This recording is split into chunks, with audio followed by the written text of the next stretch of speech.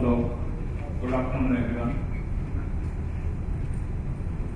Welcome you all in Mahavich competition as part of the BConnect. So, what's the Mahavich competition? Is your startup business is ready for new lead?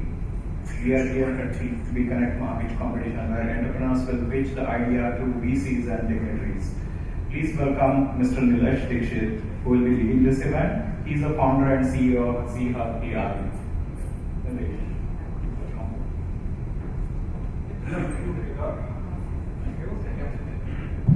Can you hear me? Hi. Hi everybody, namaskar, and thanks for joining Mahavich. My name is Nilesh Dixit. I'm part of the organizing committee of BConnect and helping on the behalf of coordinating Mahavich. Co-founder and CEO of Z-Hub AI, which is a smart manufacturing company. I'm going to start with judges' introduction. I'm honored to have very distinguished guests and judges. So I'm going to start with the introduction first. We have Sarah Deshpande. She is a general partner at Maven Ventures, and it's a seed-stage startup venture firm investing mostly in the consumer technology. Sarah joined Maven as the first employee and has been with VC for 10 years now. She's a Stanford graduate and a guest lecturer in Stanford for entrepreneurship. Please welcome Sarah. Next we have Shirish Sate. Shirish Sate is GP in Solvic Ventures.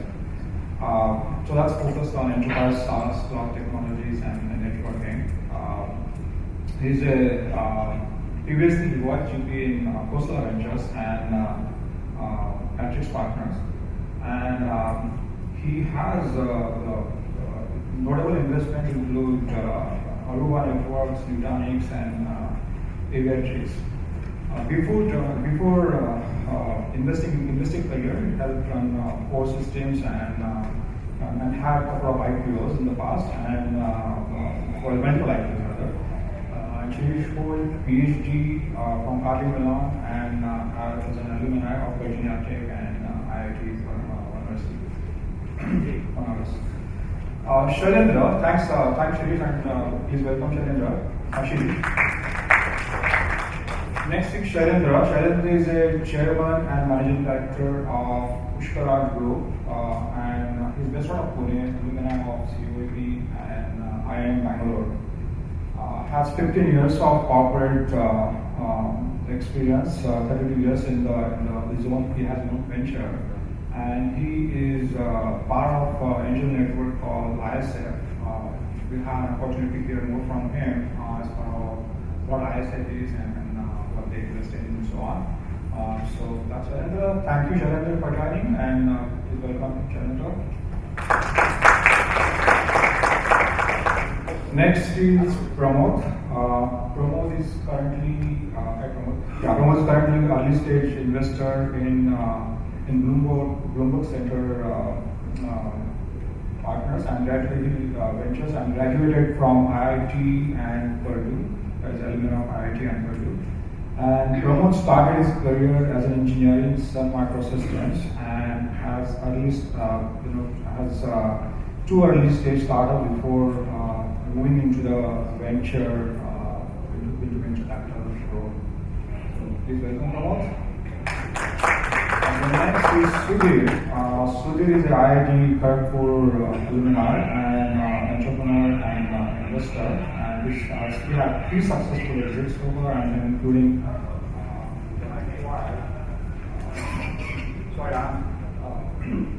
acquired by SoftBank, and he's a managing partner at FYDA. So please welcome Sudhir. All right, so just to introduce the format of today's speech. Yeah, just to introduce the format of today's speech competition, we are going to have 4 minutes of speeches and 3 minutes of Q&A. So there will be a way to interact for judges with the startup founders. And We have 8 incredible startups. Most of them are in technology space. There are a couple in non-tech space, but there are innovative and CPG space. And after we will have there's an evaluation sheet with the judges, and after the pitches are over, we are going to tally the numbers. While we are tallying the numbers, the judges are going to give generic feedback and then maybe specific feedback to the founders to talk about what they can improve on and make it more investable. And after that, we'll have Shailendra come in and then talk about his ISF ventures, and then we'll do results, declare the results at the main hall at 5 o'clock.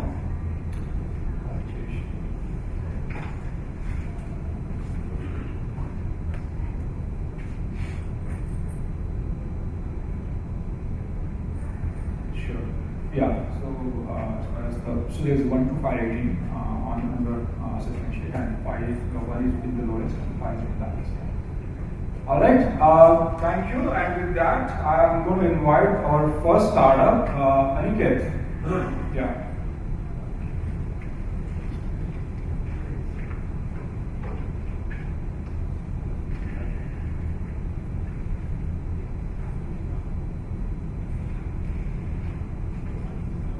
Good afternoon, everyone. How is everyone doing? Very good. My name is Aniket Khare, and I'm from Houston, Texas, originally from Pune. I came here for my PhD in chemical engineering and started my venture at Spot Technologies. So, last time I went to India, I noticed the problem of water shortage was getting worse and worse. There were a lot more water cuts, and that was my experience growing up in India. So me and my co-founder decided to come up with something to solve this problem for not just Indians, but people all around the world, because water has been problem that's been growing and it's going to get worse. So we at Atmosphere came up with an atmospheric water generation unit that makes sustainable freshwater solutions from the atmosphere. Our patented technology takes the humid air and converts that into clean drinking water. As I said, the water crisis is going to keep getting worse, and we know that 3% of the water supply is freshwater, so freshwater is very limited. But we all live in a water supply that is constantly renewing, and that's the air around us. So we thought, why not use that water supply to get water to people who need this water? And that's where we came up with a patented process. We take in air at about 40% humidity, passes through a series of electric fields, and at the end you get DI quality water. If you want to use that water for drinking purposes, then we add minerals back into the water, and that's for drinking purposes. During our startup journey, we got an NSF grant which was focused on product market fit. So they gave us a grant to talk to our potential customers and identify our beachhead market.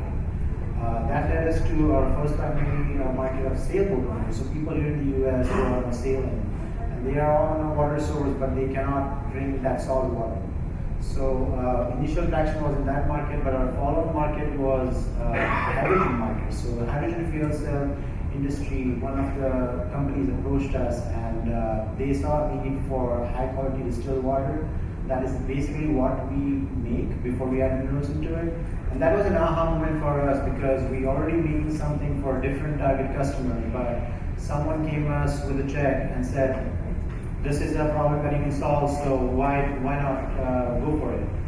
So currently our unit makes up to 8 gallons of drinking water a day, and one of the key USPs is, compared to other water generation companies, our system is much more energy efficient. So we don't consume as much power because we don't use any refrigeration or cooling cycles. So the benefits for this technology, the hydrogen system, is they were using a very energy intensive process. Triple RO, that is being solved. They can produce their water on site without having to rely on any infrastructure. And the purer the water is, the efficiency of their systems increase. So that's the key benefit to that industry from the water they get from us. So evaluating the market opportunity, we have been working with the hydrogen fuel cell industry. But recently we are also starting a pilot in Europe where we are working with data centers. So data centers need to maintain the humidity levels inside the data centers. the temperature inside the data centers, and when that is maintained, the byproduct is water. So why not use that water for other purposes as well? So we have a paid pilot running in Europe for data centers, but there are also foreign markets like recreational markets, residential markets. So you can easily take this unit and go to any village in India or any other country and set this up, and the village can drink water from the areas. So you don't have to rely on existing infrastructure to get water to people in their homes. And also the US military is also interested in this, and we are in talks with them about using our units for deploying US soldiers here. Recent traction, as I said, we have a couple of pilots running here in the US, with the US military's Defense Innovation Unit, and in summer we are running a pilot for the data center guys in Europe.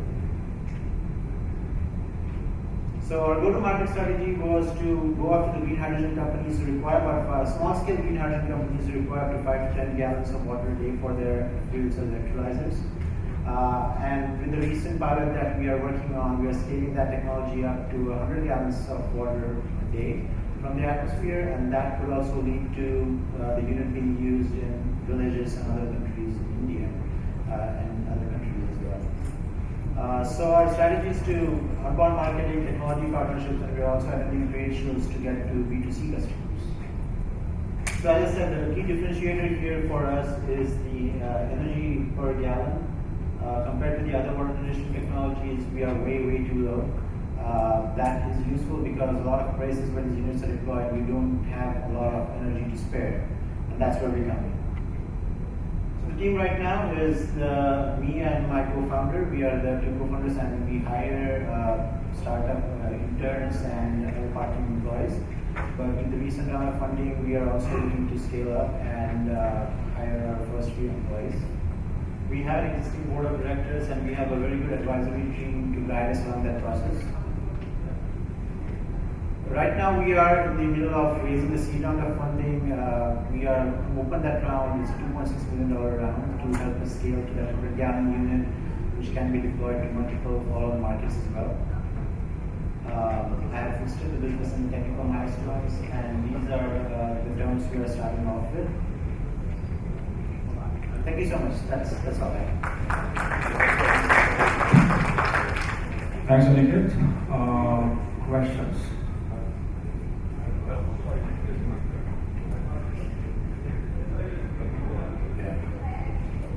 Hello, Aniket. Right in the first slide, you said that your solution is based on 40% humidity atmospheric. How does that change the total productivity when the humidity really changes? Do you have any kind of a formula, or have you calculated your numbers based on the kind of humidity we may have from city to city, totally different? Absolutely, and that's a very good question, because in places where there is not a lot of humidity, we also plan to deploy these units. But the answer to that question is, if the humidity is lower, the power consumption will go a little higher. With our patented technology, we use electric fields to just attract the water molecules in the air, and when we pass the concentrated air and condense it, we don't need as much power. So in cases of high humidity, you will make same amount of water with low power consumption, but if the humidity is really low in the 20s and 30s, you will need a little bit more power to make that amount.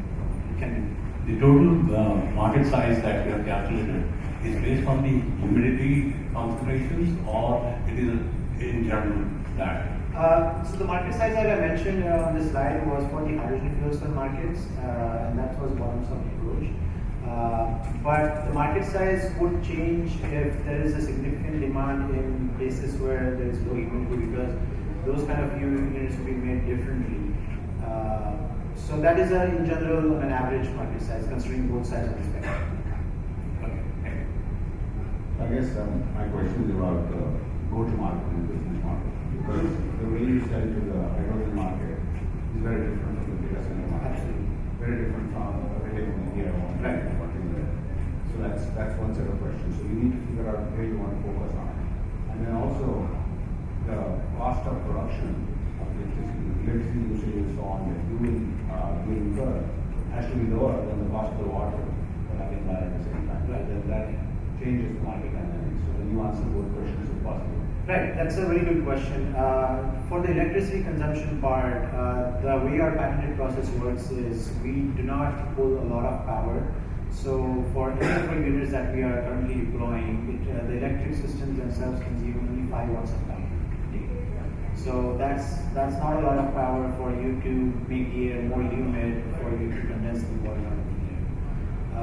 And if that goes in a scaled up version, I don't see it being more than 25 watts of power. And that kind of power is something that you can carry remotely with you in a battery pack or so. So one of our versions is coming up with a battery pack system that you can take with you on the go and be portable. And to answer your first question, yes, definitely the ways to go to the market are different. Because one side of the segment we sell to like B2C customers, then we have to go to trade shows and other places where a lot of people come in. But for B2B customers, you really need to establish that working relationship with the key personas in those industries which you want to target. So identifying those people and connecting with them to build that business relationship is crucial for going to B2B market. Thank you for your presentation. What do you think is the biggest obstacle to your success, and what's your plan to address it? Oh, that's a really good question. Recently, we got those pilot projects in Europe and other places around the world. The biggest obstacle for me, I would say right now, is scaling up that technology, because right now we have units that make up to 8 gallons of drinking water a day, but a lot of our customers are demanding water in the range of 100 plus gallons. And if you target the big scale hydrogen companies, those electrolyzers also need water in the hundreds of gallons plus range. So the biggest challenge would be scaling up the technology, and the way to address that would be getting the right resources, right people, and smart people on the team. Because we have a process that works, we have proven that it works. It's just about breaking those technological barriers to scale that process from 5 to 8 gallon scale to 100 plus gallon scale. And the really good thing about that is we have a paying customer right now who's helping us figure that out. And in summer of 2025, we will be deploying a 100 gallon unit. So you started with the potable water Yes. first, okay, and then your whole market was after the industry use of Right. So what is it that you're targeting? Are you going after potable water? Are you going after the industrial use? That is a good question, because initially when we started, we thought that, okay, we both are from India, we have faced this problem growing up. So once we build something, we'll go and deploy it with some NGO in India and provide water. But even if you go to NGOs like Bill Gates Foundation, you need to have a track record of company displaying a track record of traction in the market. So the advice we got was to build a traction, build a history, and then go after that market segment later. Yeah, because there are dime a dozen people who are doing potable water. Right. IIT Madras, Right. IHR, all these people Oh, are yes. there. In Zambia, there are a ton of companies. Okay, so what attracted me towards your startup was you are going after the industrial use. Okay, but then I have a question in my mind. If you are going after deionized water for industrial use, you're going after water electrolyzers and all that, right? Why do they have to do air to water? Why can't they do it with regular water? What is the benefit that they have to give? So the weight, they can definitely go with DI, RO, or other process to get pure water. But if you want to do something that's one of the reasons is because for the Defense Innovation Unit that we have a pilot with the US military, they want on-the-go self-refilling stations. And if you create water systems that are RO or any other type, then they are very energy intensive, they get very bulky, and carrying them around is an issue. So that's where we come in with a small unit and provide water on the go. Self-refueling fuel cell stations. Because the physical footprint and even the energy footprint of other systems like the other startups you mentioned, that are huge, and that's where we come in because our patented process is very low energy, portable and modular. Correct. That's a different technology, right? That's kind of service technology. Yours is, electrocondensation. I get it, but you have a problem when the humidity goes below 40%. Oh yes, that's a good problem to have, because the way our control loops work is we can sense the humidity coming in, and the systems would adjust themselves automatically. So if there's coming at lower than 40%, the electric system gets tuned up to highest levels to humidize the air, to make the air more concentrated. And that concentrated air, when it goes to condensation, you don't need that much air. So the basic idea is to, regardless of the condition of the air coming in, if you can concentrate the air with our systems, then you can extract water at a low energy. This is more of a feedback than a question. Among all the use cases that you can actually talk about it, so we'd love to take a use case like hydrogen fuel cell and talk about ROI, like why you need your solution. Okay. Both from a performance perspective, like why cannot use other, and also from an economics perspective, like for example, on a potable water, if you run this to the whole day, how much electricity you consume. Right. And I'm not talking about watts, I'm talking about dollars. Right. So if you run through the day, how many hours and how many gallons? Definitely. So I think that thing is missing in the. Definitely. I will definitely add those points to the presentation. We have a few numbers in the back of our mind, how much electricity that this units use. But that's a great presentation. Thank you so much. You didn't say anything about the capital cost of these 100 gallon units. Energy, I understand. My question was, you didn't talk about the capital costs associated with these units. I mean, for small scale. Right. Yeah, that's a good question. The current units that we have done small scale manufacturing from India for the 80-gallon units, and it takes us about $3,000, $3,500 in cost to make that unit, which we sell at $7,000 here. But for the 100-gallon unit, that is a pilot project that's still in the works. That is a 6-figure pilot project that we're working on. And once we have that unit deployed, we will have more accurate numbers of how much exactly is costing us to be manufactured.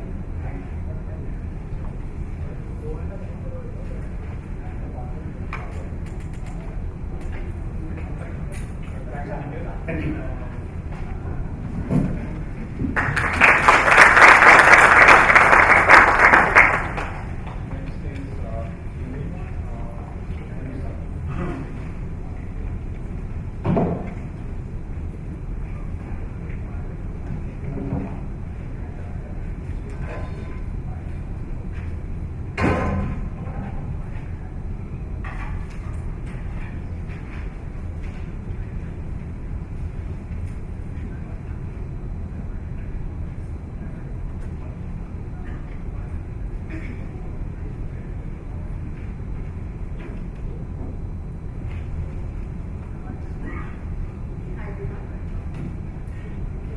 Before I begin, I just want to start with a quick question. I want to know how many of us use this today? A lot of us, right? And no judgment. This is one of the biggest problems of our generation. About 500 billion cups of disposable water, coffee cups are being used in the world annually, and out of those, 99% of them end up in landfills and oceans. But we can slowly see the change happen now. Lawmakers are changing bills to reduce plastic waste. Gen Z is emerging as a sustainability generation, with more than half of the consumers willing to pay more for sustainable products.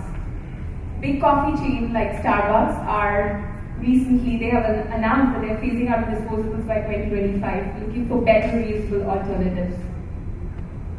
But how practical is it for us to carry a reusable cup today? For drinking a beverage that only takes about 20 minutes, are we supposed to carry a big bulky cup for the whole day?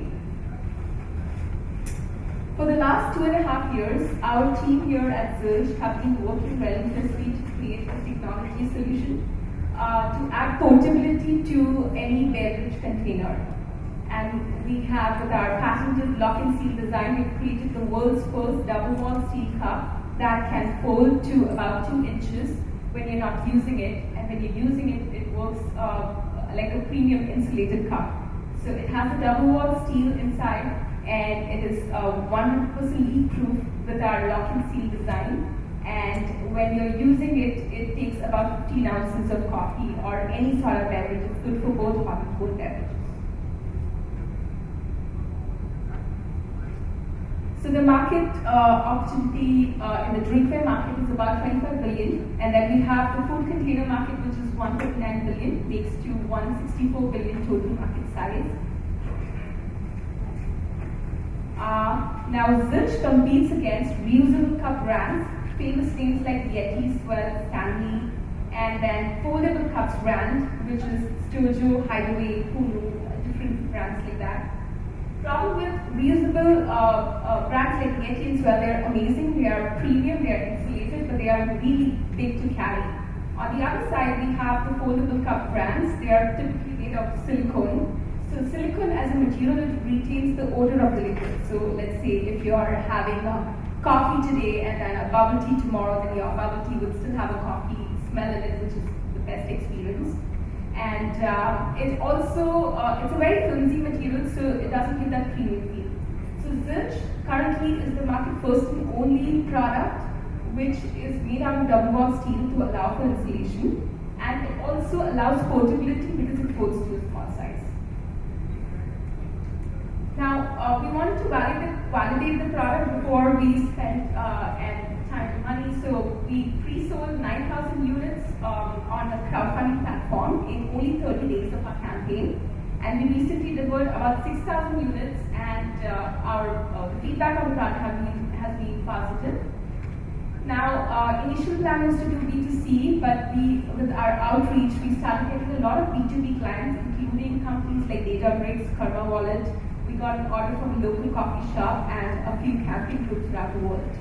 And we do local customization for corporate gifting. Now, we filed for patents in 5 countries, and we have both usability and design patents. And recently, our US and European Union patents got approved. And we are in advanced conversation with REI for retail sales.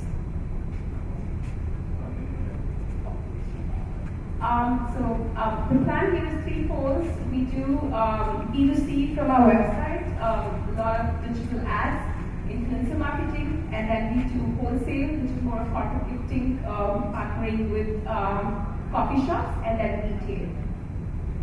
Our typical product sells for $45.99, and we also upsell water lids, bubble tea lids, and wine lids along with that. Now, my team includes the founder of Hydro Flask. He is one of my product advisor, as well as works for us, more of like a head of product for us. And then we have a few other investors and advisors coming from various backgrounds. They're all serial entrepreneurs. And we plan to raise $300,000, of which about $70,000 already committed. And I can take questions.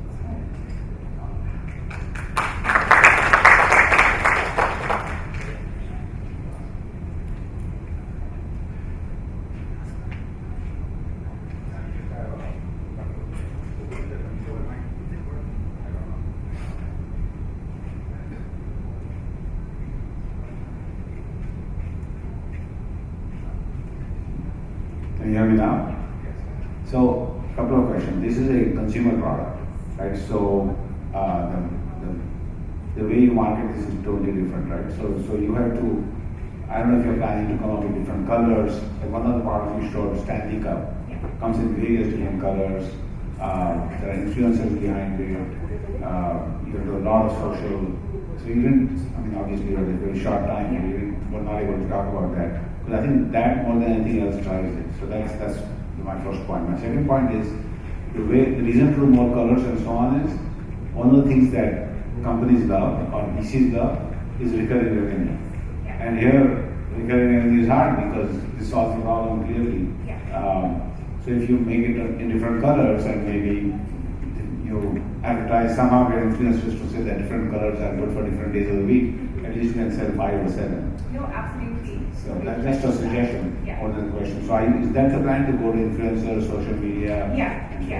So influencers, we plan to do a lot of influencer marketing, celebrity endorsements. My plan is to take this product to the Oprah magazine. So I have a PR person who has taken many brands to the Oprah magazine, and then I would want to give her the Oprah's favorite color, purple color.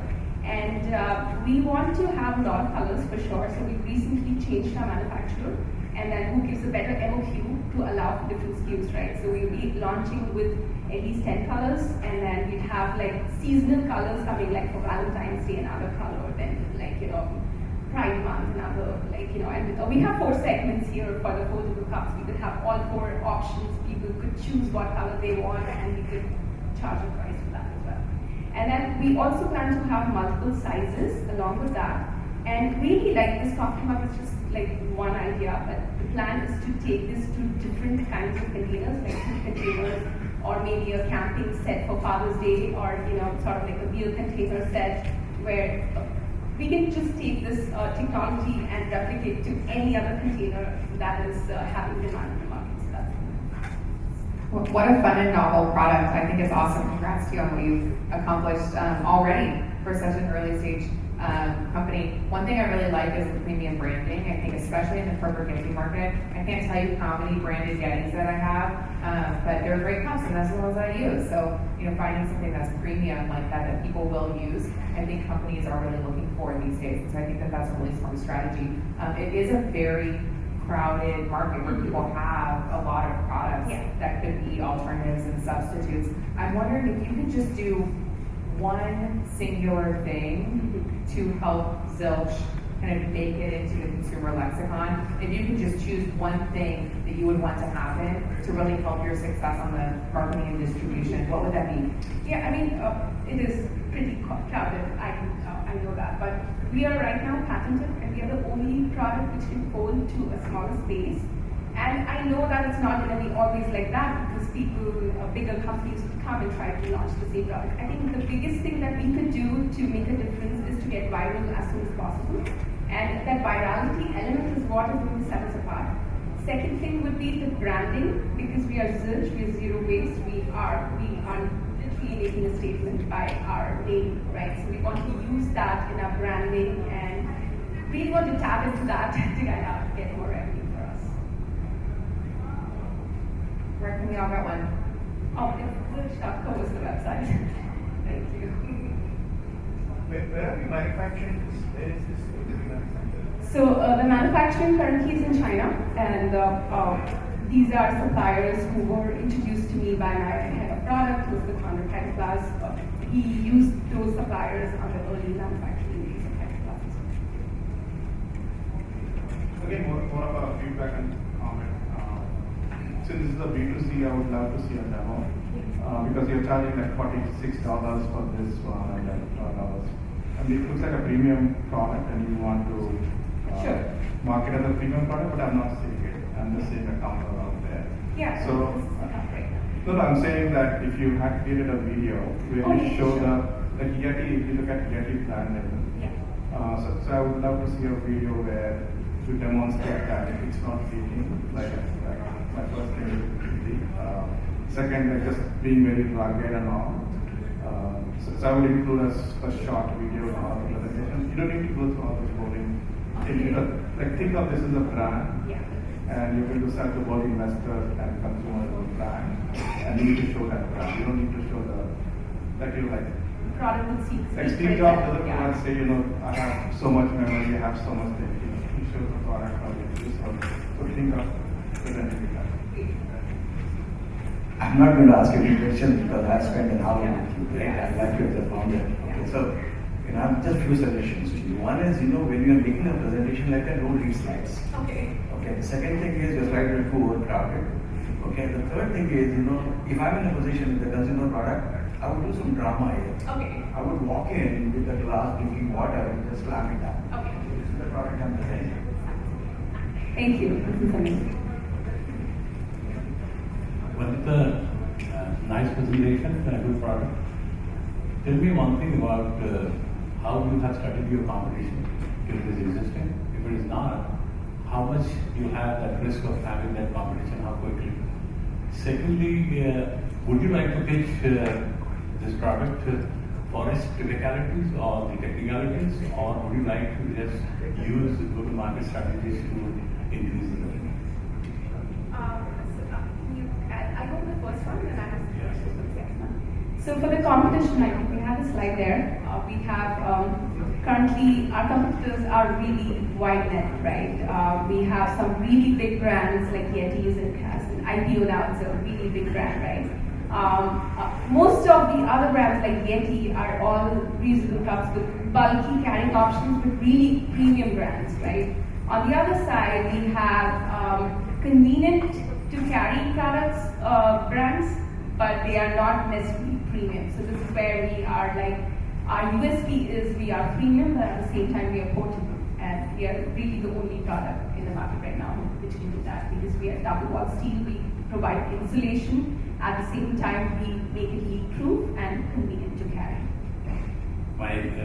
The second part of that question was, how fast do you think somebody can really make it out the way you have made?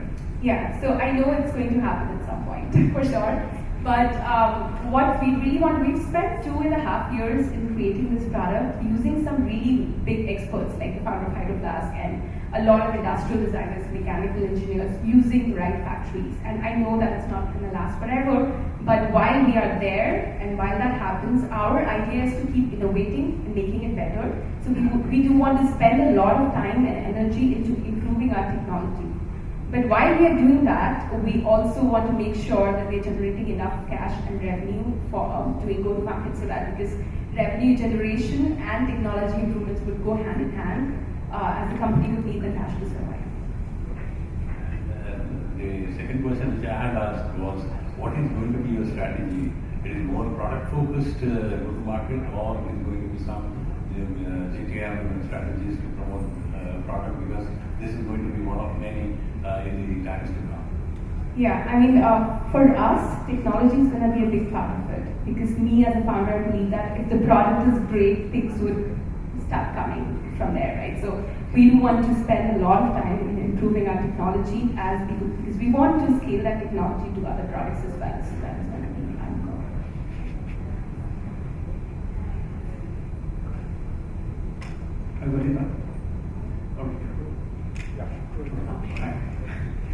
Great product.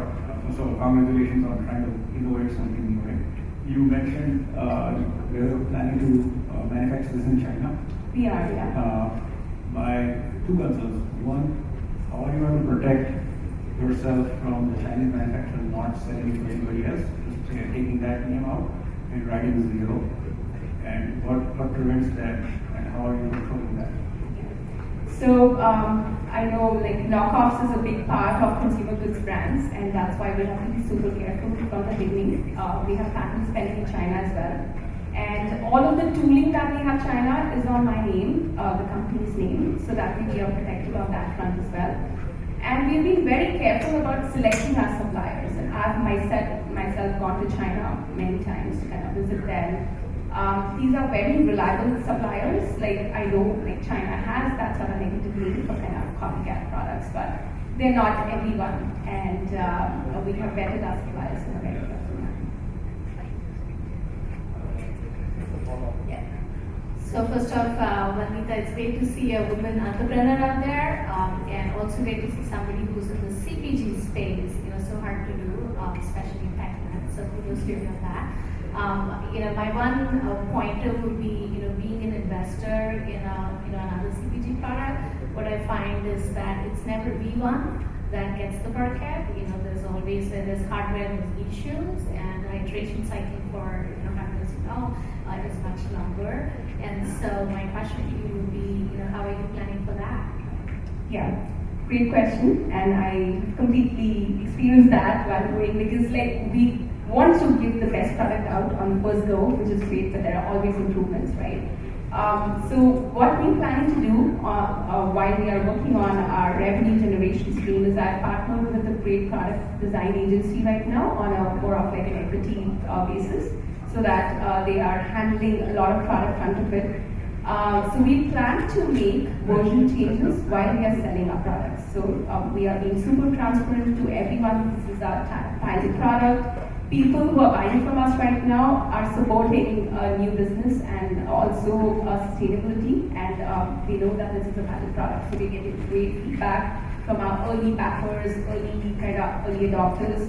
And while we are taking that feedback, we do want to keep improving. So I would say for the next year or two, we definitely want to keep investing in improving our product as much as possible. And Yeah, I mean, as I said, like technology and product is going to be a core of our business, right? So, I would say like the innovation is going to continue for years together. We will continue to make this better, and that we will continue to have multiple products. One reason why I'm pushing the retail for some more time. So we are in a very advanced conversation with REI, but we are not really pulling that trigger until we feel that we are ready. Because once you go big in large volumes, it's almost impossible to change the product. So we want to make sure that when we get there in retail, we really are ready for the product. So yeah, it's awesome. Very good product and a lot of traction. Kudos to you for that. Just wanted to comment on a couple of things.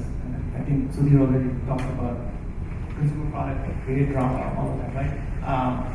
I think what you will find is that in the consumer space, attention span is something that is very low, and consumer attention is very different. So, have you thought about where else can this be applied? I think you mentioned more on the typical containers and things of that nature. Are there any other household uses that you would think of? Let's just push more. The second half, related question is that, do you think this could be applicable in defense? In military, yeah, absolutely. Actually, we do have a lot of backers who come from army. Okay, so I personally think that that's where you can get a more entrenched market if you are able to crack that. Yeah. Vendors that get in there are very hard to certify. Yeah. Just another product that shows up on the block next day. So you might want to consider For that sure, also. yeah. And outdoor and mountaineering, like, well, that's a big space for us, and that's why like having a partnership with REI would make a big difference for us. Thanks, Anjita. That was great speech. Actually, about 3 minutes of Q&A. Just so all of you know, we are going to have network capabilities, so you can ask more questions later as well. We have 6 more startups to go. Next is Moon Radar. Alok is here.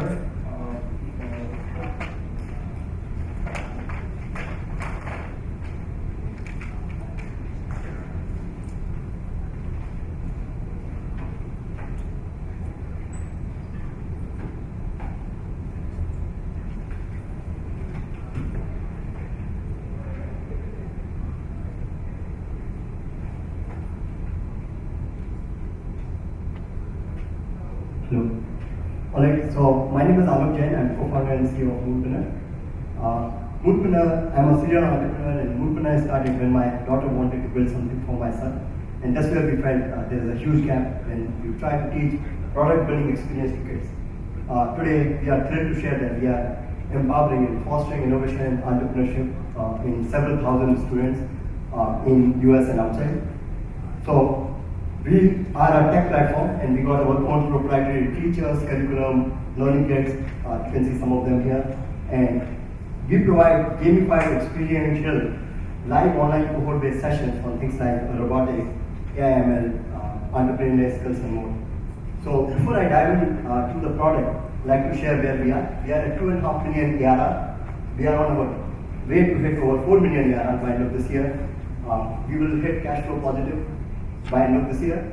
We have over 2,000 students. 90% of our revenue comes from US, and we are adding net new 150 customers every month and scaling from there. We are a very entrepreneurial team and a lot of education experience. We had our very first conference called Moon Battle in the heart of Silicon Valley, and we had over 2,000 people showed up there in person. Here are a little bit detail of our methodology and product. We start really early, like 7 or 8 year old, and it's a tier by tier progressive learning. We get 7 to 16 year old about 10 years. We want to extract out 3 to 4 years. I'm super happy to share that today we are sitting at 21 months of LTV that translates to $2,500. By end of next year, we will be sitting somewhere around 30 months, that will be over 3,000, and it is growing from there. Here is a 1 year out of that multi-year journey. We ship out these learning kits as applicable. Our instructors teach kids in cohort-based sessions where our students are learning and building things. It's all tech track. And simultaneously, they are also learning the product building experience. So they learn contemporary presentation skills. Using that, they work in a team and work on a idea using design thinking and put together a pitch deck and present. So basically, learn something, build something, and go to market. The entire product building life cycle. We believe this is the answer to ChatGPT and more. So our go-to-market, we are sitting at $480 of LTV, and our LTV to CAC is already over 5 today. And by end of next year, we are confident we'll hit 7 to 8. Of course, things are going down as we are making progress, but I think even at current numbers, we can sustain the business very, very well. Our conversion happened in an online and offline free workshop. Our offline workshops are run by our partner network. We got 8 partners in large US cities, and then we are scaling from there. Our competitive landscape. So the most important company is on your right. We are strongest LTV to CAC. We are growing 100% year over year, and we are super efficient with capital. For example, Bright Champ, our closest competitor, we raised over $100 million, delivered $2.5 million last year. We raised only $4 million, and we are going to do $3 million in realized revenue or $4 million in ARR. So as an investor, if this does not blow your mind, what would? The more important question is, what is really driving the success? Our cohort drives high gross margin. Our LMS that is becoming our ERP, this really gives us operational efficiency. It's multi-year approach that gives us strong agility, and we are building it in the heart of Silicon Valley for the global audience. About our roadmap, so we are raising a small seed round now. We like to do a large Series A investment next year, and with that, we like to make it AI enhanced platform. We like to open up a lot more new geos. We have 4 to 8 large cities with our labs and more. Our grander vision is really, we like to make high schoolers job ready, and that really opens up a much larger TAM. Here are our financials. So we have been growing, as I said, like 100% year over year. By end of this year, we will have 4 million ARR. Next year, 10 million, and by 2027, we are confident to hit 45 to 50 million ARR. We are sitting around 60% gross margin that will grow over 75% in a couple of years. So I think this is our own slide. Sorry about that. As I said, like we are raising only $1 million right now. We raised $4 million in the past, and we will be doing a large Series A sometime next year. Thanks again for listening, and love to see who want to participate in this transformational journey for the next generation. And we got our tables, so you can just see learning aids and more.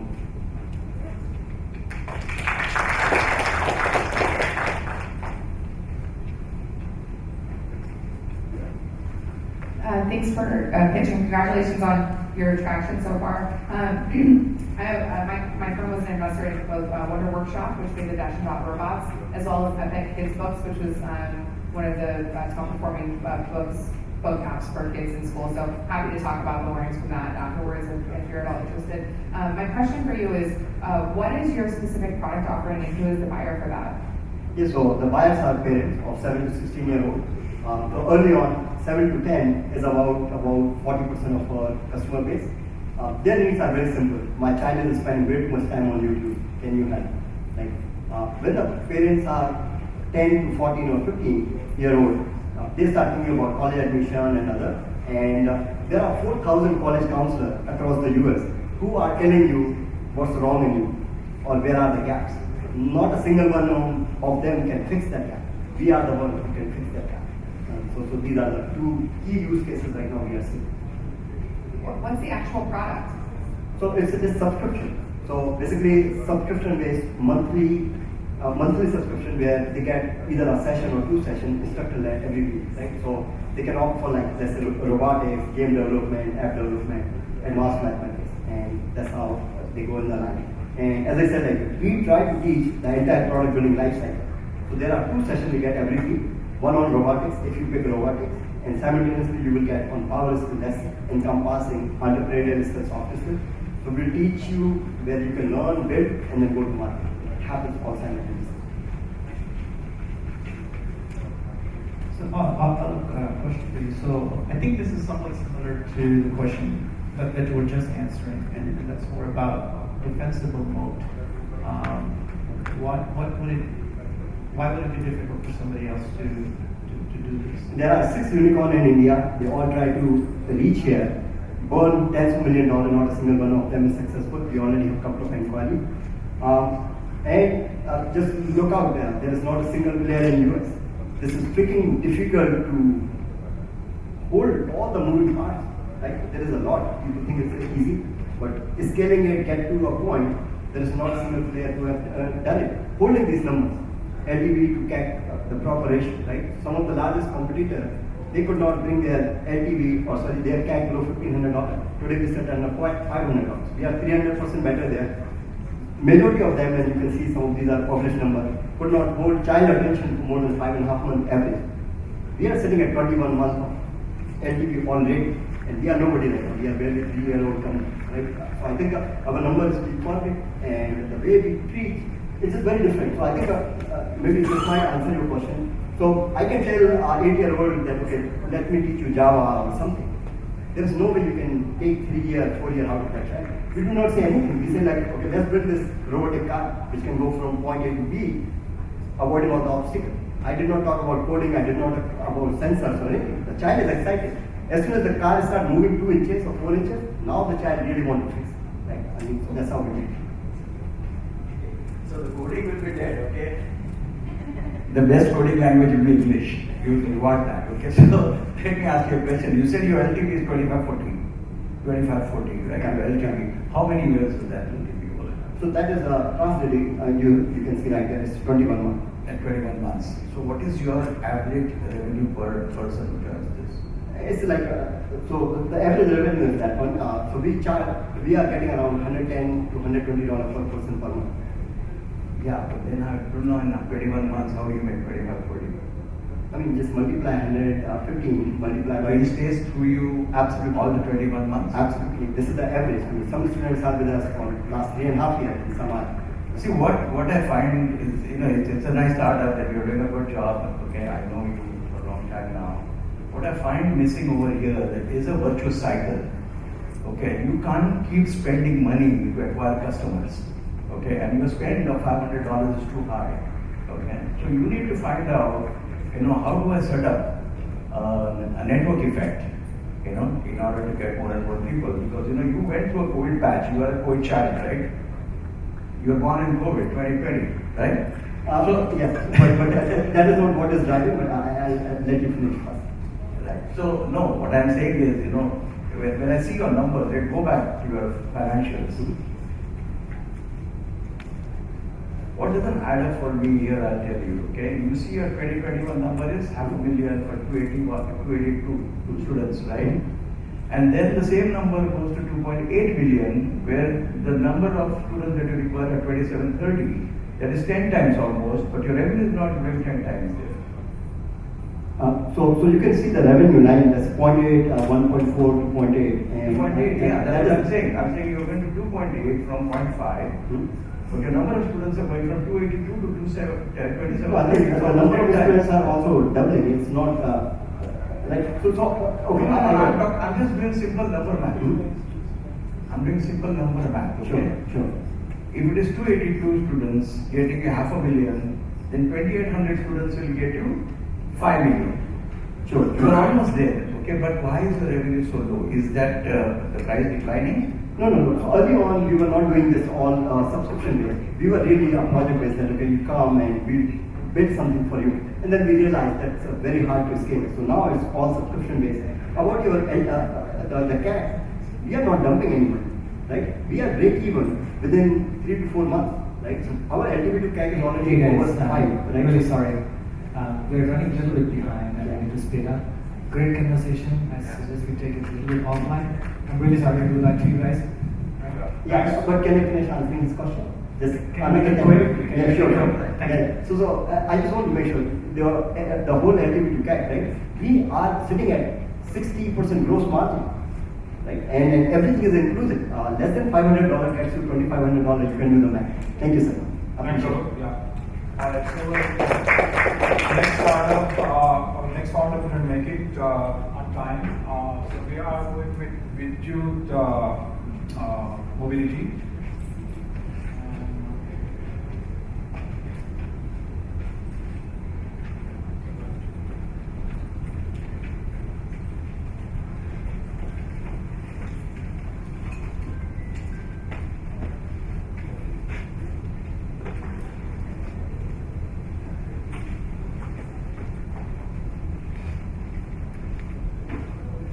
Namaskar everyone, this is Dr. Ritu Deshpande, founder and CEO of Go Vidyut Mobility.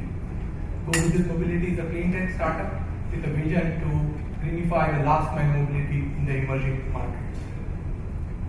I'm a battery scientist with more than 15 years of experience with GM, Ford, Rivian on electrification, and I have a team with combined experience of more than 50 years on automotive industry. We have been guided by industry stalwarts like Deepak Karandikar, who's the Maratha Chamber of Commerce president, Dr. Sanjay Bhandari, Vipul Karni, who are serial entrepreneurs for our age. So, to E or not to E, that is the question. Yes, you heard it right. To electrify or not to electrify, that is still the question. Not to, of course, not to Prince Hamlet or a cyber truck driver in California, but to my friend Raju, rickshawala based out of Nanded. With increasing fuel prices, of course, his income is growing down, is reducing because for his conventional vehicle. But he says electric vehicle is simply not an option for him. The reason being, it costs too much to buy an electric auto rickshaw. Secondly, it has limited driving range. And worst of all, where will he charge his vehicle once the battery depletes? There are simply no charging stations in majority of India and other emerging markets. The story is true not only for the auto rickshaw driver, but the cargo vehicle drivers and even two-wheeler drivers for using their vehicle for everyday commute or their trade. So the government of India and other governments are pushing, they're providing a lot of subsidies, yet the market penetration of electric vehicles is still minimal. When we talk to the EV manufacturers who are at loss on this one, they say if we try to give a big battery, the cost of the vehicle becomes high. If we reduce the size of the battery, the range is limited, the performance is limited, the performance is not acceptable to the user. So there is no acceptability to the product. And that's where, so what is the solution? I think we are going the Toyota way. Basically, we are bringing the hybrid technology in the Indian market. Go Vidyut has developed India's first range extended plug-in hybrid technology for two-wheelers, three-wheelers, and cargo vehicles. It's a patented technology. User can charge the vehicle at home. The vehicle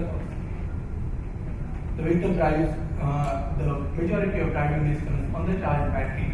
If the battery depletes, there is onboard range extender. The user can continue to drive without worrying to find a charging station or waiting for 6 hours for batteries to charge. So no range anxiety.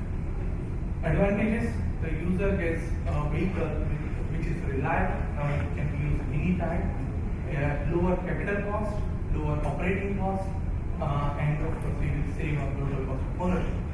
Now our customer, the OEM, will get much bigger market, so they can expand beyond metro cities. So in countries like India, now the EVs are centralized to metro cities because that's where the few charging stations are available.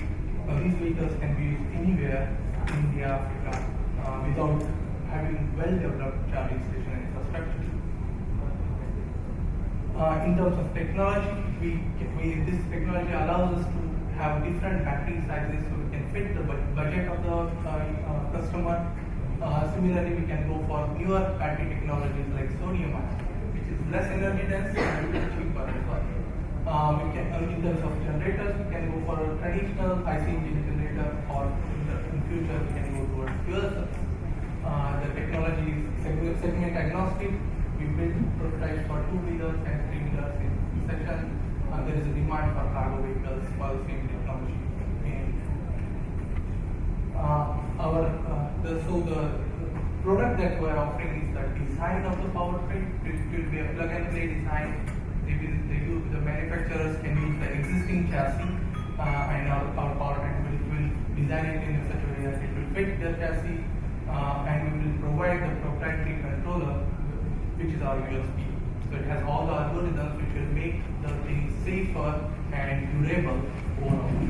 So the VCU and the design is our product. There will be things for every VCU that OEM will Last 10 seconds. In terms of market, 2-3-wheelers is a big market around the globe. Even if you focus on India, it's 2 and 3-wheelers. The SOM is around 1 billion. We have 8 different OEMs who have expressed interest. Some of them have provided LOIs already, and we have one paying customer who is paying for the pilot study of the 3-wheelers. We'll start our 3-wheeler. We'll have our 3-wheeler certification this year, and we'll go to market this year, and we expect to reach a revenue of 25 million by 2028. Currently, we are raising funds for about 1.2 million. So far, we had grants and some pre-seed fund from some Japanese investors for about 250K, and this will be used to expand. So to E or not to E is not a question anymore, even in the emerging markets. It's time to electrify with COVID. Thank you.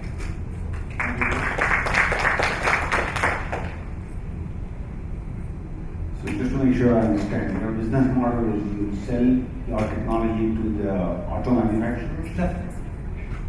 So I think that's fine. The only problem with that is now you're dependent on them allowing you to install with them, and in other words, with customer concentration, which is what will happen, you lose pricing power. Instead, why not just buy the auto in wholesale from these guys and retrofit them and start selling them? Correct. So retrofit is a different market. So even like we don't want to go and get into manufacturing. We are a tech company. We think innovation is our strength. So this is one of the products that we are currently focusing on. There will be a lot of other products related to batteries which we can work on in future. The model is in India. Majority of these OEMs do not have their R&D, so they want technology, and we are providing the technology piece of it, and we are providing the controller so that the IP stays with us. So that's the. I think similar feedback, I would say, focus on one thing. But you're already saying that we're going to do 10 other things. In future. Yeah, but you haven't named one thing yet. Like you have one OEM. I would say, like similar to what Shivi said, is you have to demonstrate the product. If you don't demonstrate the product, if you just give like components to this auto manufacturers, this is not a sustainable business at all. You're going to spend years and years. This is not even going to get off the ground. In order to get off the ground, I think what you need to do is like what Shivi said, is like start retrofitting. Get a partner which is super aggressive. Get a white label. And you have, it's funny thing that you have this Intel Inside thing. You're not going to get that Intel Inside pull unless you showcase the product. So if you look at what Intel does, is they showcase the product and then OEMs get a pull. So I think overall, I think this is probably like the best presentation I've seen this afternoon. But focus, and focus on winning right now, and focus on becoming a brand rather than becoming a component. Thank you for the feedback. We do have multiple prototypes running on the road. I didn't have time to show the demonstration videos because we had only 4 minutes. But I've invested pretty extensively in the mobility sector, mostly through autonomous vehicles, companies like Cruise Automation, New Mobility, a bunch of others. So I've been following this sector, and I would just second the comments around kind of the OEM integration and knowing how hard that is to kind of hang your company on top of that. I wonder if there's a big risk to your business around batteries just improving broadly as that technology advances, and could that make your technology obsolete if at some point, every 2 years I get a new phone, the battery's much better after 2 years? Is that a risk to your business, and how do you address that? So I've been in batteries for the last 15 years, and I see the clear path where it's going. Even if the batteries improve, the technology stays there. I mean, the range extension path could be needed, because we will go with the cheaper batteries. And then there are like sodium-ion batteries which are cheaper, but they're bigger, like less energy dense. So those could be used with our technology, without range extension. Those would be used for mobility. Yeah, your focus is more on infrastructure for charging, but the concept of charging is not something which is getting focused. Most of the people or most of the OEMs who are manufacturing already these EVs are looking at creating an infrastructure for battery swapping, where we eliminate the hurdles of charging or the downtime or wait list or whatever it is.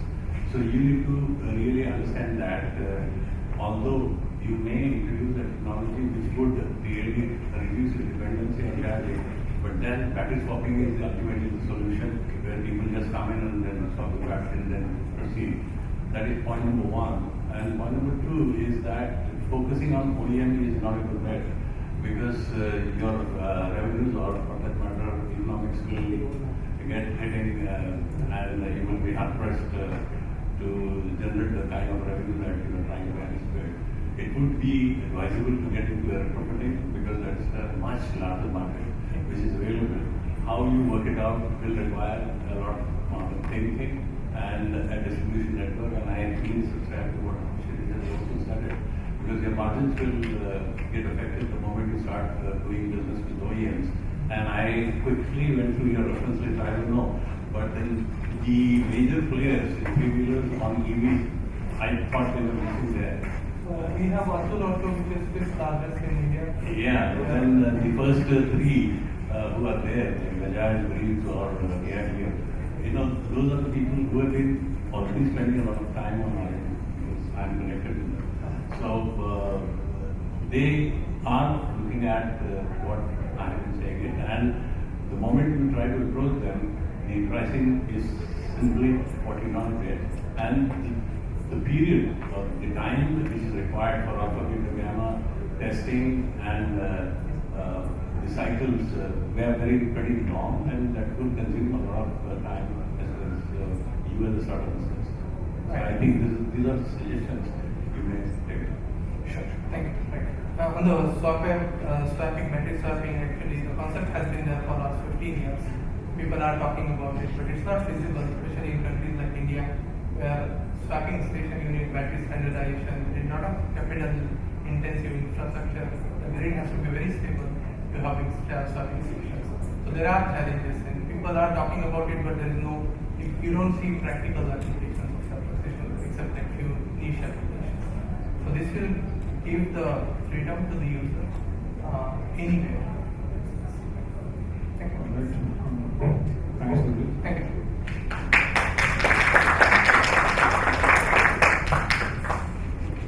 So next is benefits here. And you can present.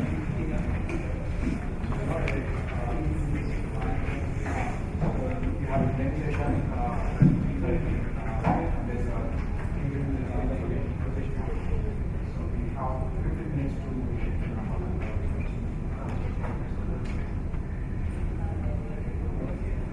So hi everyone, my name is Priyank, and I'm the founder CEO of My Benefits AI. I just wanted to tell you why we started this company. Basically, in the US, the hospital admissions are $75 billion every year, and all hospitals, spend that kind of money to avoid that readmissions so that they can give proper care to their patients when they go from hospital to home. So the real reason behind this is four. There are medical errors that are happening during discharge procedures, patient education, and lack of follow-up care.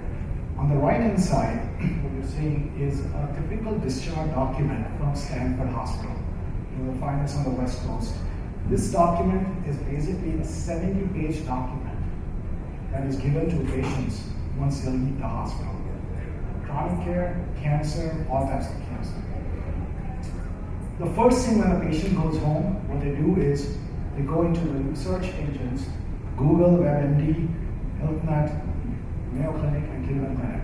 Total of 1 billion searches happen per month on these platforms about their care. What should I do? What should I eat? What are the reactions? What kind of common things to do to get better? This is the real data. You can see in the whole of US, the entire map that you're seeing is a color of how much readmissions are happening even today. In the US in 2010, there was a US Affordable Care Act passed by the US government to reduce the readmission rates.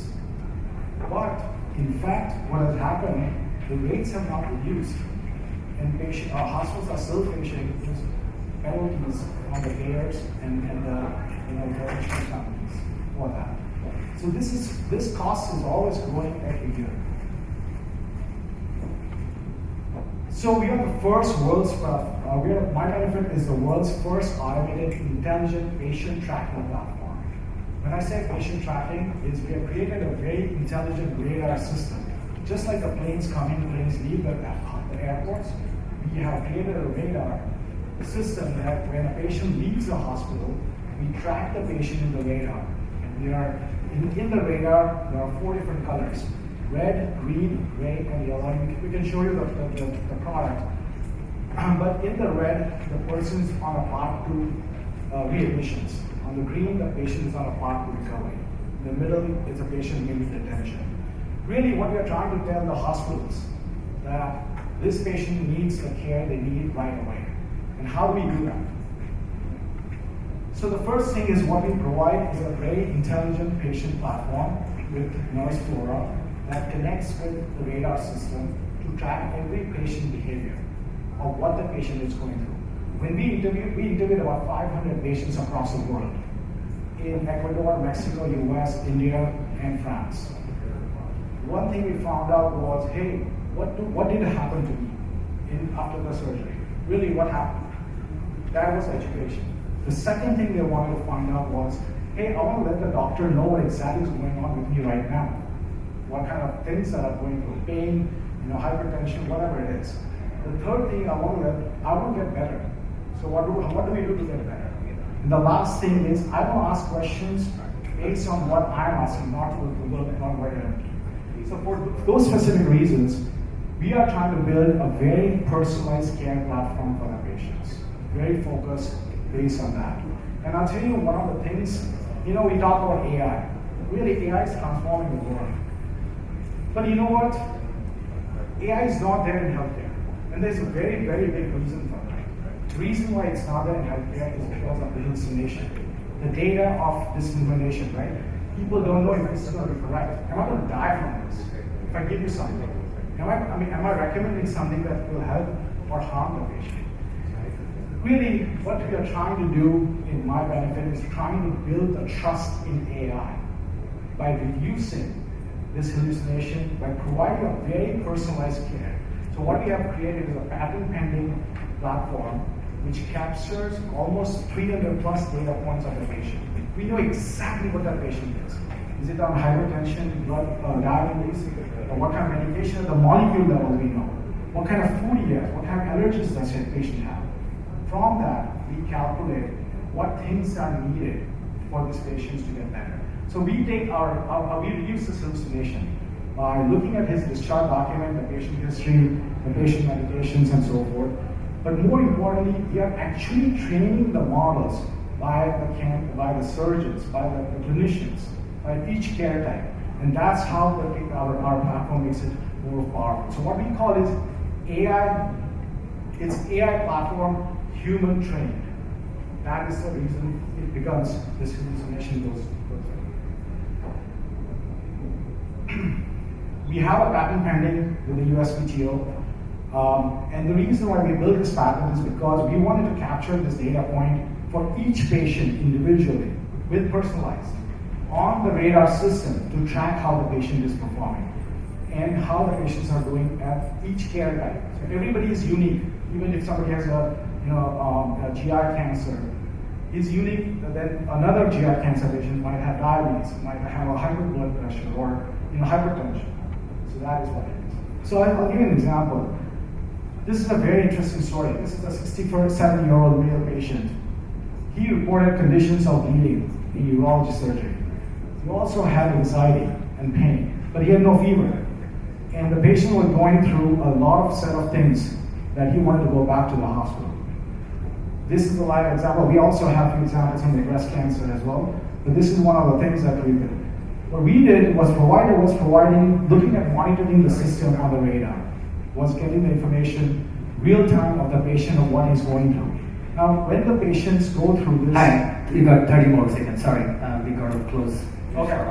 So basically, the patients get the real-time information from the providers with the human training, and it is okay to have a minor bleeding in urology surgery. So this is what we are trained in ENT, breast cancer, urology, and gastroenterology. So we have 4 types of patients on our platform. We have total 250 patients, 4 hospitals, 194% engagement, 31 cancer patients, 4 languages, 90% engagement, and our results are directly cost savings and so forth. We are starting revenue this month. We presented our platform to Cleveland Clinic, Mayo Clinic, Cedars-Sinai, and Los Angeles. We just presented Mayo Clinic, and we are in the process of getting validated through the Mayo Clinic platform from the Mayo. Sorry about that. Thank you. So I have a question on your traction, right? So there are 2 questions. One is the traction. So the numbers you indicated, are they pilots or are they paid pilots? Paid pilots. Paid So pilots. we have our revenue coming in from this month, and all our paid pilots. Paid pilots. My second question would be, you kind of spoke to that, which is it's really hard to get LLMs to not hallucinate. There's a whole lot of AI tech that has to go into it. And if you were to speak to your accuracy, right? Things like numeric accuracy, like F1 score, your true positives, what would be some stats that you have that gives you confidence? Yes. You need a good tech there. That's a great question, and that's a question. The first question was asked by Mayo. How do we make sure we are the hospital? It's a life and death. It's 1-0. Right? So when we look at a discharge document, when we look at a patient history, we know exactly what the patient, not looking at the LLMs, but looking at the patient. And the most important thing what you just told was, when a patient is going through a real-time scenario of a fever or going through a certain circumstances, right? You need to get that data to reduce the hallucination. Once a patient leaves the hospital, there is certain things that's happening with the patient. That input of data is required to reduce the hallucination. You cannot just take the patient history or patient information and build models around it. So when we told Mayo Clinic that, hey, you can take historical data of, let's say, 1,000 gastroenterology patients going through the same procedure, and you train the models, it won't work. Even if it's a historical data, it will only work when you have the real-time information of what that patient is going through that moment. And I'll tell you what this is. This document, without showing you, my dad was diagnosed with colorectal cancer. And we went through Stanford, readmission with Dr. Andrew Shelby. Right in 4 hours.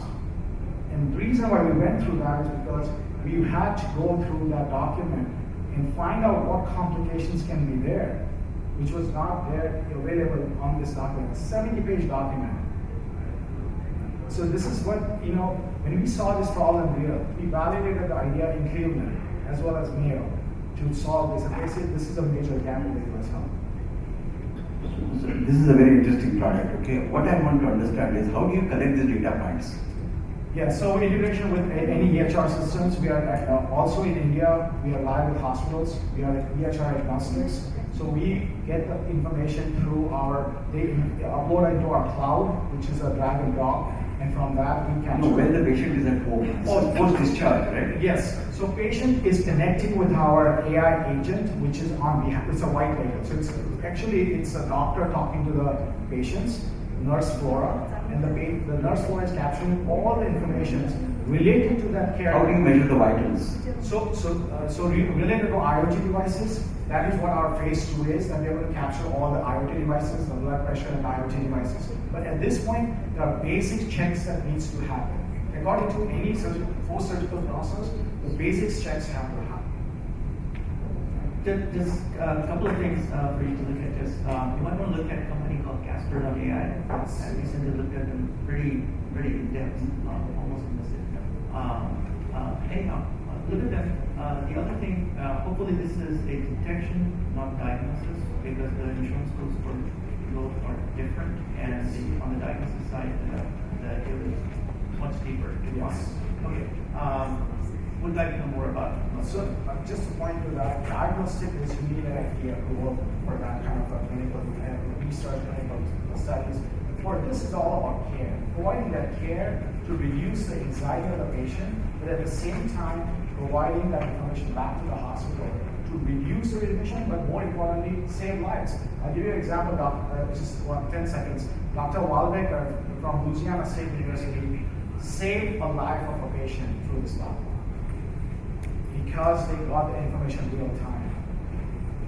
That is the power of this. And everybody goes through Google searches. I mean, I know everyone, all of us have done it once in our life. On the web. Sorry, thank you. So the last last speech is from somebody who is bringing Malakam as a sports from India to US. He already has a center in New Jersey and he's trying to open other branches and franchises. So he's right now, unfortunately, he has to go to India and he's on the call with Kedar and he's going to open it up. This is the last, yeah. Yeah, Kedar.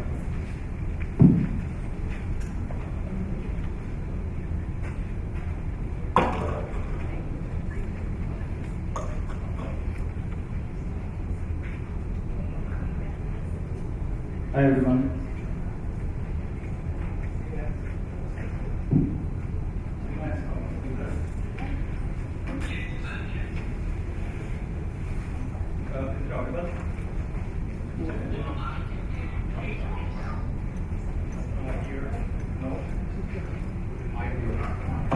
I can just hear you, Kedar, no one else.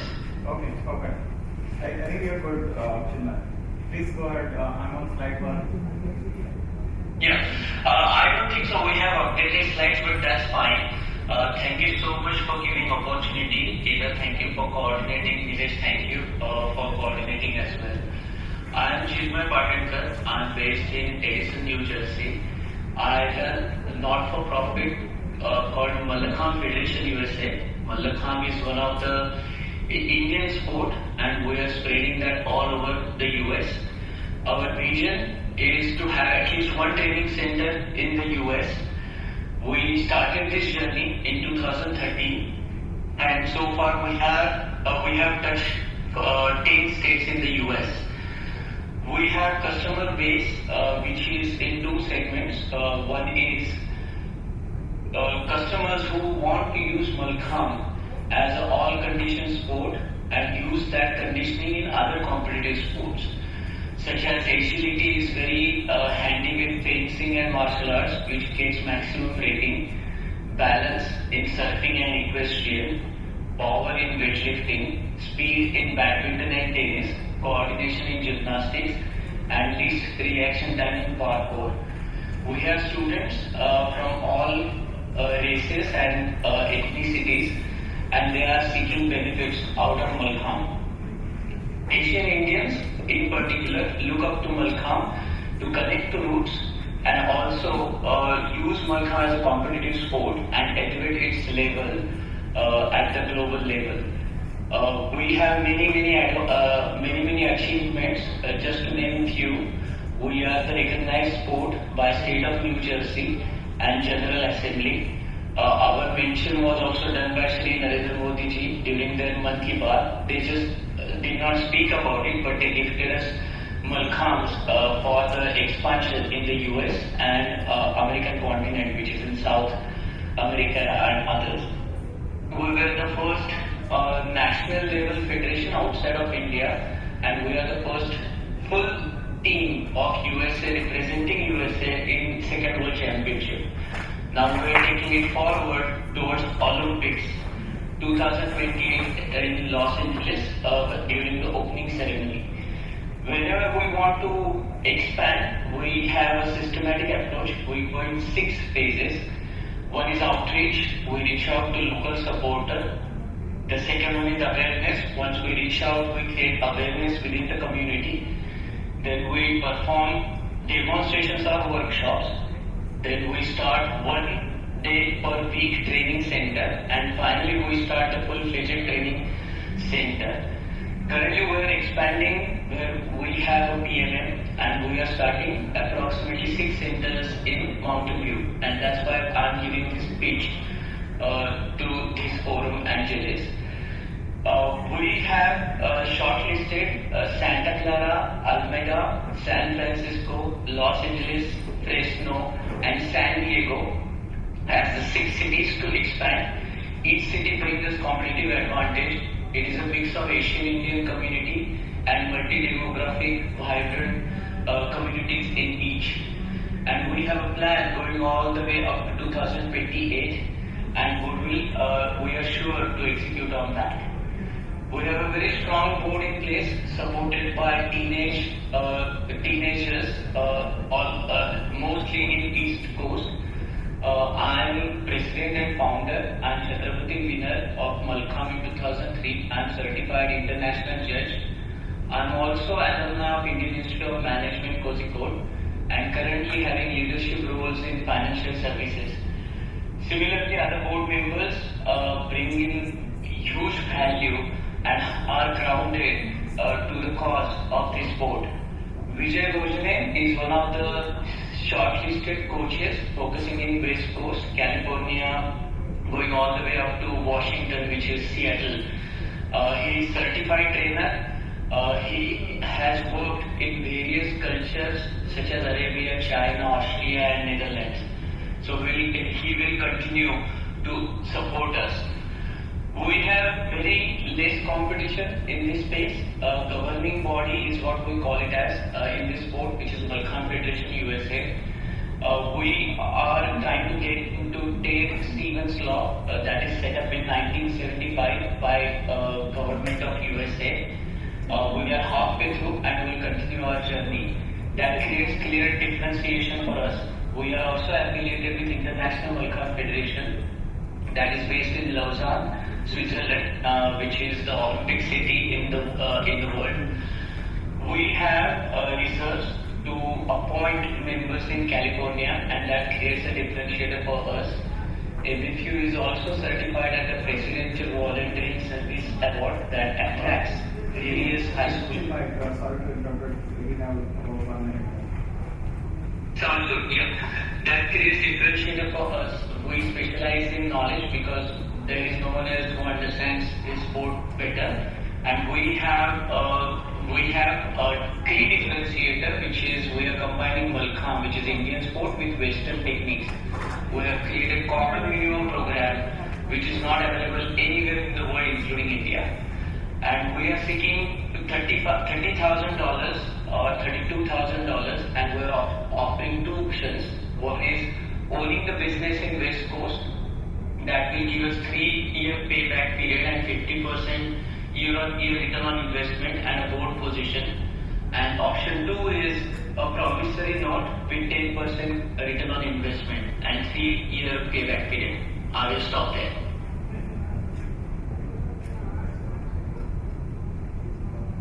Any questions?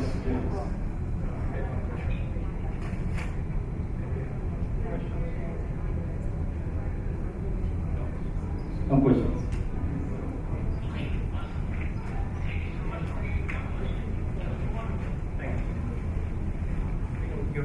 Yeah, sure. What's the customer demand? What's the customer demand?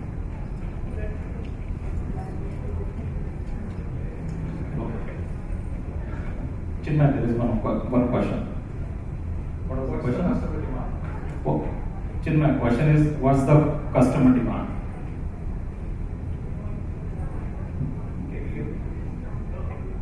Yes, what is, and then I was not able to get it. What is the customer demand? As per the demographics, mostly non-Indian Asians are non-Indians are looking for well-conditioned body to support their competitive sports in the US, which are typically wrestling, martial arts, and they are seeking benefits. Right now, the roller skating team is working with me on Malkham to get those benefits. Last year, only one girl got selected for national level. This year, there are 6 girls got selected in nationals. So that is a direct reflection of Malkham. Thank you, Mark.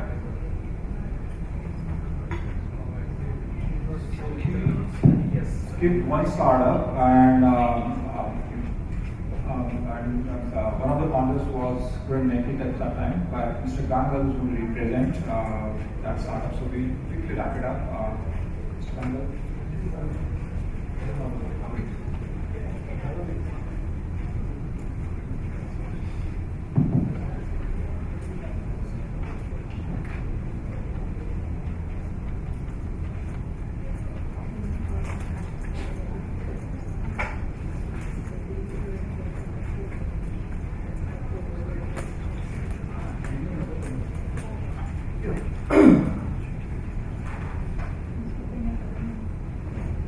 my name is Girish.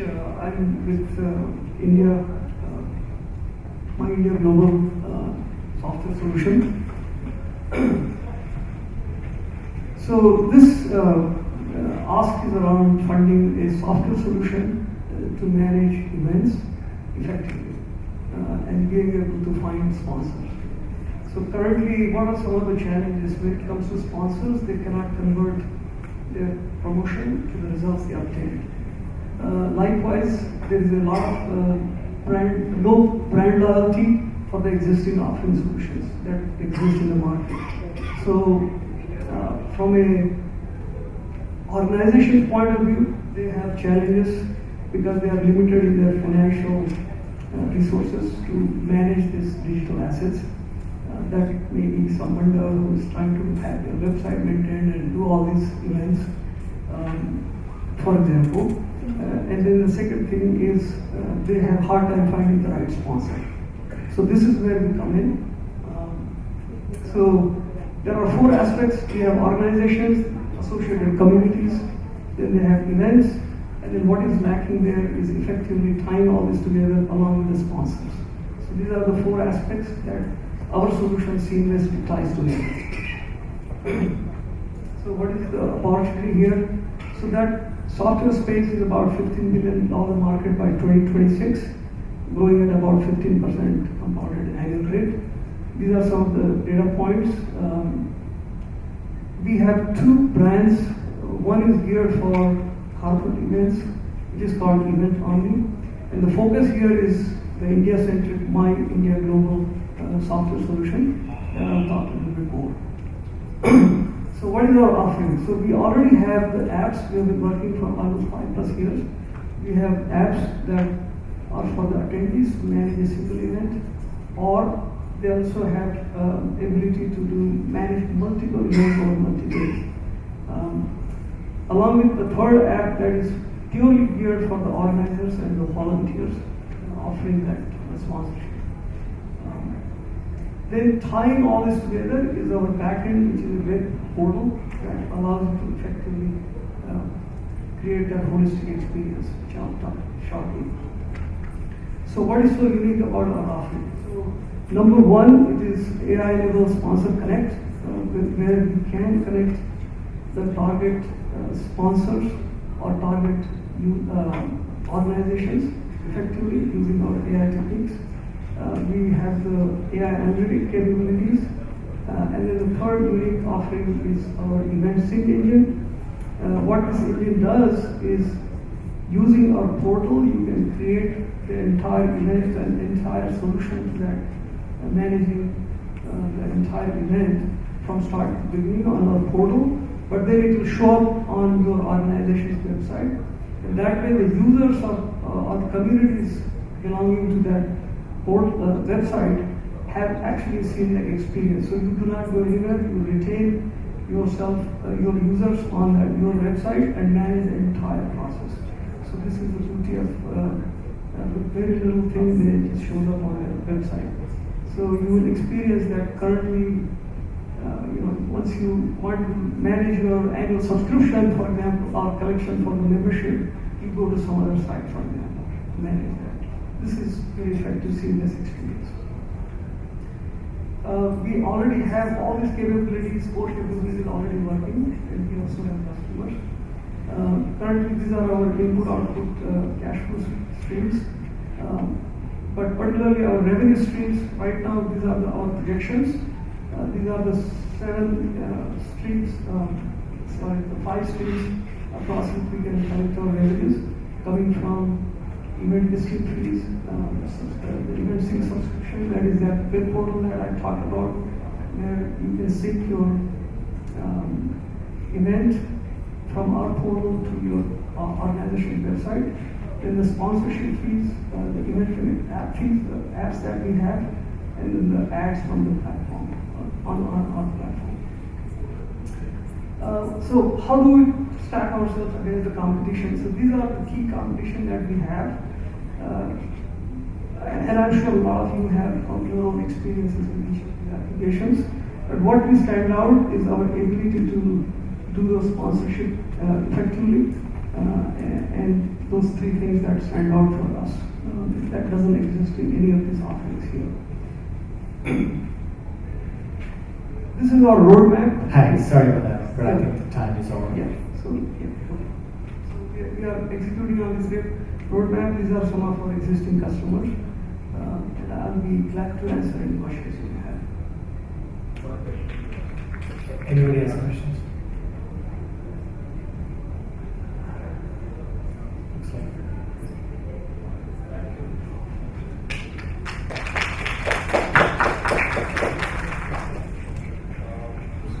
In the interest of time, I'll share with you all interesting things and talk about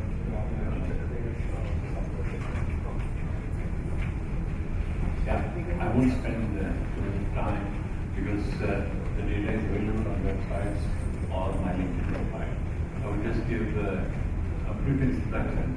I'm a global mentor on International Startup Foundation, which is an organization based in Hyderabad, started by the founders there and globally connected. Very recently we had the get-togethers in New Jersey and Dallas and then in Jamaica. We are going to have it in Mumbai, and a large event is planned in Hyderabad, September 26 till 28. Thousands of startups and investors are going to gather together, and then we are going to have several rounds of pitches and all. Other than these events, we normally have pitches on every Saturday, based on the screening which is done at the levels of different mentors and different kinds of startups which have approached. And there are several investors who are already onboarded, and we have a very good fund which is available to disperse for most of the startups for their seed and round one.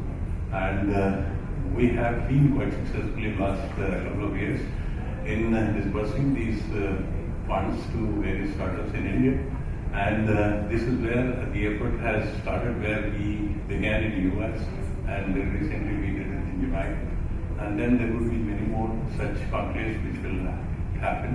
And if anyone wants more information, they can talk to me. I'm available here for next 3 days in my booth 305, 306. And then my LinkedIn profile is also there. In that, I have connected the ISF website to the people who are connected with that and the statistics thereon. If anyone has any questions, we can take off. Thank you very much.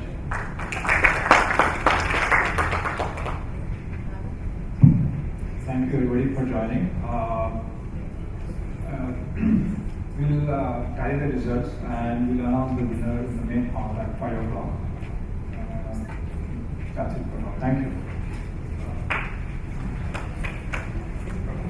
Hello everyone.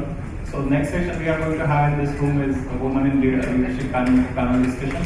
So please be seated who want to listen to the panel discussion on women in leadership panel. Thank you.